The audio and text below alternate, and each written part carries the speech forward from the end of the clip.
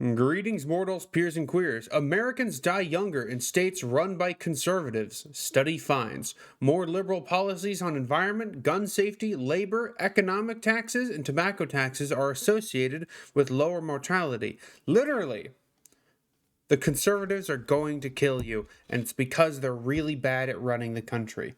Let's get into it.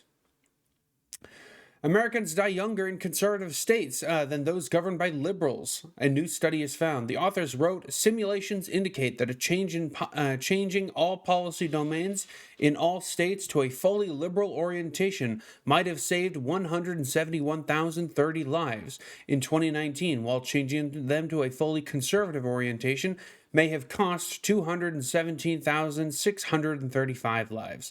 The study was published in PLOS One, an inclusive journal community working together to advance science for the benefit of all society now and in the future. The authors are from Syracuse University in New York, Harvard in Massachusetts, Virginia Commonwealth University, the University of Washington, University of Texas in Austin, and the University of Western Ontario in Canada. They wrote the results show that policy domains were associated with working age mortality. Bucking the trend, though, the study found that the more conservative marijuana policies were associated with lower mortality rates. That's very interesting. But it also found that more liberal policies on environment, gun safety, labor, economic taxes, and tobacco taxes in the state were associated with lower mortality rate. Probably because if I were to take a jab, the higher taxes on things like tobacco taxes would lead to less people buying cigarettes, and therefore less people get, lung cancer and everything like that. They added that especially strong associations were observed between the certain domains and specific causes of death. Between gun safety, no shock. Domain and suicide mortality amongst men. We've talked about that before on this channel, especially in our Monday shows. Between gun safety, mortality, between the labor domain and alcohol-induced mortality rate, and between both the economic tax and tobacco tax remains and cardiovascular mortality. According to the National Council of City Legislatures as of June, this year Republicans... I don't need to know that. I wanted to get down to here. The study authors also noted that American life expectancy as a whole is lower than most high-income countries, falling between Cuba and Albania. They wrote that the rise in working-age mortality rates in the U.S.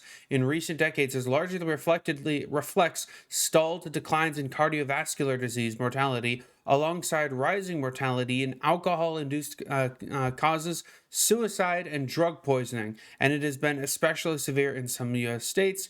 Building on recent work, this study examines whether U.S. state policy context may be a central explanation.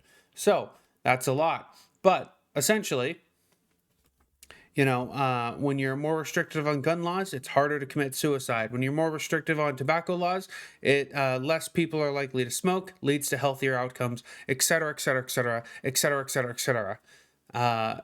Liberals tend to just give a shit about the health and safety of the people they govern. Therefore, it leads to better health outcomes. Conservatives tend to care more about their extremely wealthy donors and screw the little guy. And also their fixation on personal responsibility means that the government never does anything to protect the people. So, I won't drag it on any further than that. Support me on Patreon, join the Discord, and follow for more daily videos. And with that, you'll have a good evening.